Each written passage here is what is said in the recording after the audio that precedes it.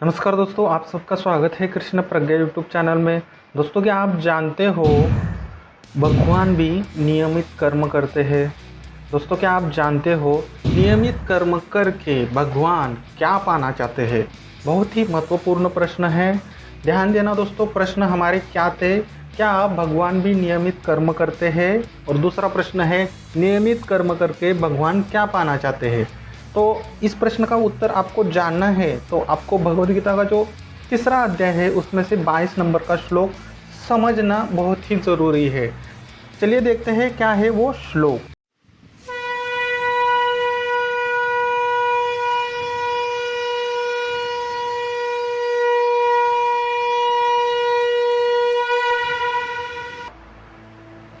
न मे पार्थस्ति कर्तव्यम त्रिषु लोकेषु किंचन नानवाप्तवाप्तव्यम वर्त एव च कर्मणि। न मे पार्थस्ति कर्तव्यम त्रिषु लोकेषु किंचन नानवाप्तं वाप्तव्यम वर्त एव च कर्मणि।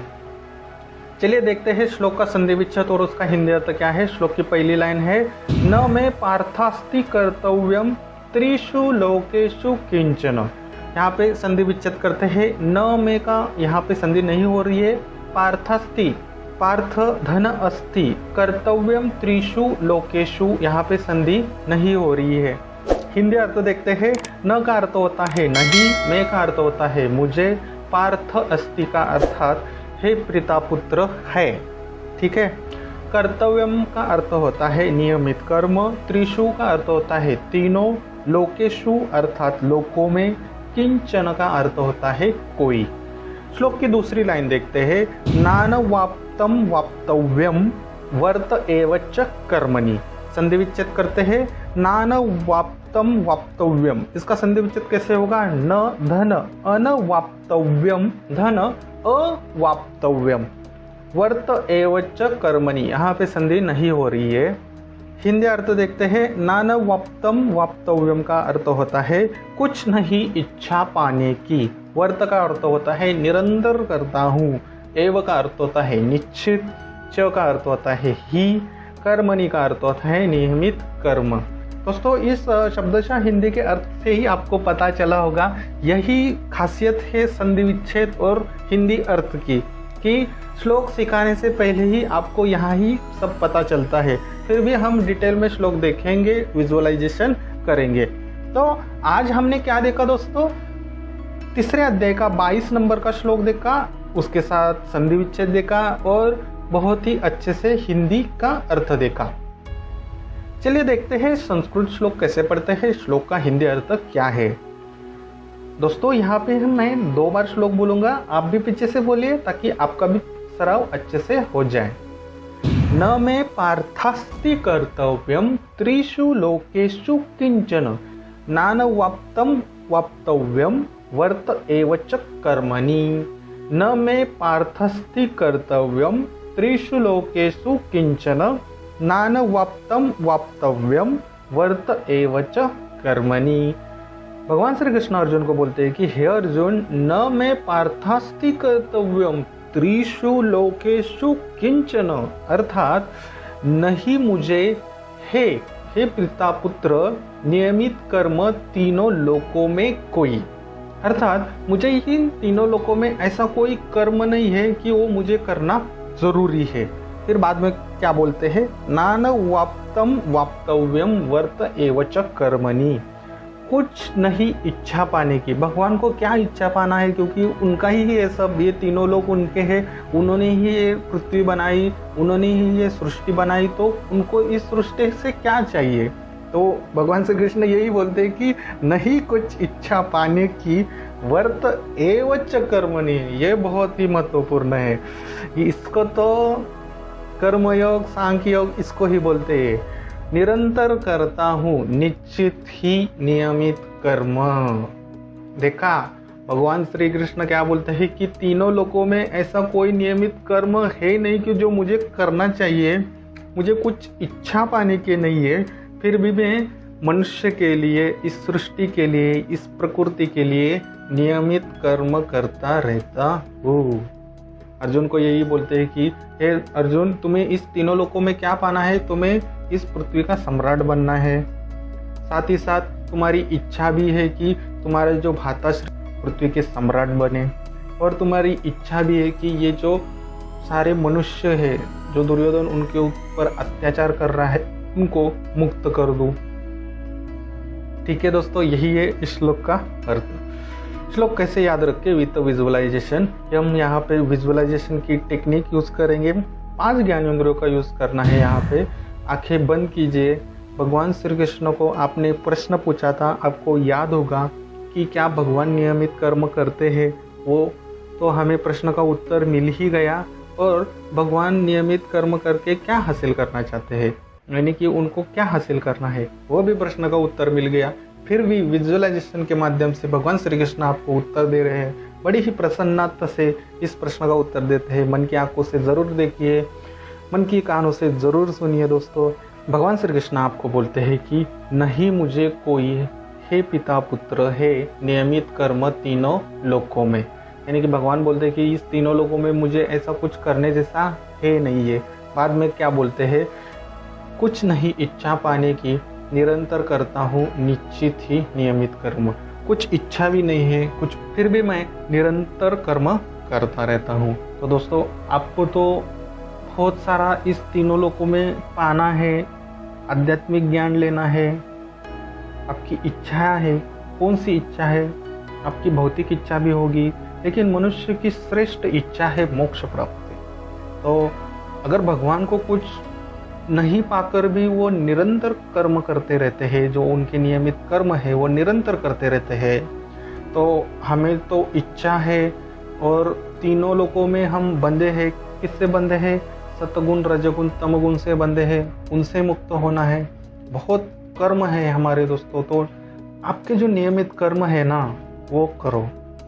भगवान के पास इतना होते हुए भी नियमित कर्म कर रहे हैं, तो हमारे पास कुछ नहीं होते हुए भी हम आराम से बैठे हैं। भगवान के पास इतना ज्ञान होते हुए भी वो नियमित कर्म करते हैं।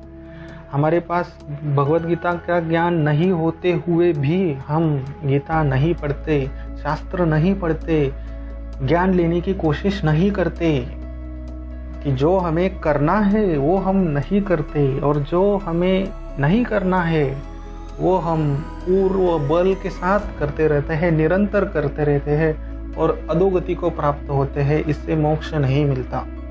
ठीक है दोस्तों, अच्छे से विजुअलाइजेशन किया। भगवान श्री कृष्ण ने विजुअलाइजेशन के माध्यम से बहुत ही महत्वपूर्ण प्रश्न का महत्वपूर्ण उत्तर दिया है आपको।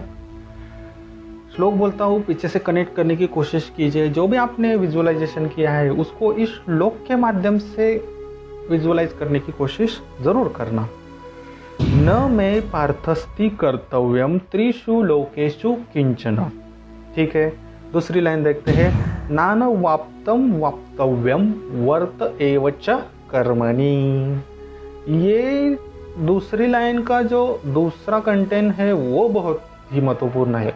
वर्त एवच कर्मणि, निरंतर करता हूँ निश्चित ही नियमित कर्म। क्या होते हुए? नान वाप्तम वाप्तव्यम, कुछ नहीं इच्छा पाने की फिर भी एक बार फिर से श्लोक बोलता हूँ। न मे पार्थस्थ कर्तव्यम त्रिषु लोकेषु किंचन, नान वाप्तम वाप्तव्यम वर्त एवच कर्मणि।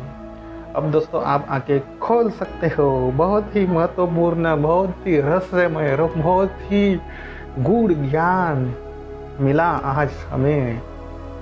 तो 2 मिनट वीडियो पॉज कीजिए। जो भी आपने विजुअलाइजेशन किया है उसको पुनः कीजिए, क्योंकि इसमें बहुत सारा ज्ञान है। 2 मिनट वीडियो पॉज के बाद चलिए दोस्तों देखते हैं इस श्लोक के क्या है प्रश्न। एक ही प्रश्न है, इस श्लोक से आपने क्या सीखा? बहुत ही महत्वपूर्ण सीखा कि भगवान श्री कृष्ण को तीनों लोकों में कुछ करने की ऐसी ज़रूरत है नहीं है, और उनकी कोई इच्छा भी नहीं है कि मुझे कुछ पाना है। फिर भी भगवान श्री कृष्ण निरंतर उनके खुद के नियमित कर्म करते हैं। अगर आपने भगवान श्री कृष्ण की जीवनी देखी तो उनको कुछ पाने की तो इच्छा ही भी नहीं थी, लेकिन उन्होंने कंस को मारा, शिशुपाल को मारा, महाभारत में युद्धों में भाग लिया। अगर भगवान चाहते तो अर्जुन को बोल देते कि भाई ये तो मेरा युद्ध है नहीं, आप ही कर लो, क्योंकि मुझे तो कुछ पाना नहीं है, मेरी तो कुछ इच्छा नहीं है, ना कि मुझे भारत का सम्राट बनना है, वैसे तो ये सब मेरा ही है, वो तो उनको पता ही था। फिर भी भगवान श्री कृष्ण ने महाभारत में युद्ध में भाग लिया।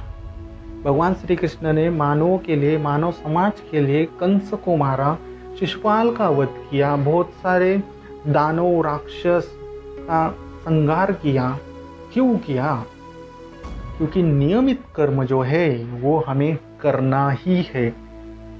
कर्म नहीं करोगे तो कुछ ना कुछ तो करोगे, आलस्य करोगे या काम करोगे, आध्यात्मिक ज्ञान लोगे या व्यसन करोगे, कुछ ना कुछ करोगे। अगर कुछ करना ही है तो नियमित कर्म करो और पाप बंधन से मुक्त रहो। पाप बंधन से मुक्त रहने के बाद आपके पैर जो है वो मोक्ष के रास्ते पे जाते हैं और मोक्ष की प्राप्ति होती है। तो इस महत्वपूर्ण श्लोक को अपने जीवन में ज़रूर उतारना, यही महिमा होती है दोस्तों भगवद गीता सीखने की। ऐसा ज्ञान कहाँ नहीं मिलेगा आपको। हिंदू लोग और सनातन लोग भी इसको नहीं पढ़ते क्योंकि उनको बोर लगता है। शुरू में कोई भी दोस्तों आपकी अच्छी आदत है वो बोरिंग ही होती है, लेकिन लॉन्ग टर्म में आपको बेनिफिट वो अच्छे मिलते हैं।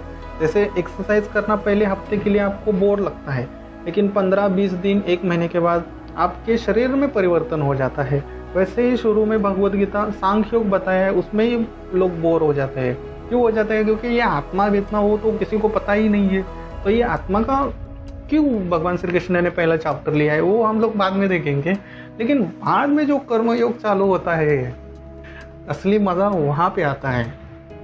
इसी तरह दोस्तों 700 श्लोक सीखना है तो कृष्ण प्रज्ञा यूट्यूब चैनल को सब्सक्राइब ज़रूर करना। चाणक्य नीति सीखना है तो चाणक्य प्रज्ञा यूट्यूब चैनल को सब्सक्राइब ज़रूर करना। फिर मिलते हैं अगले श्लोक में, तब तक के लिए हरे कृष्णा।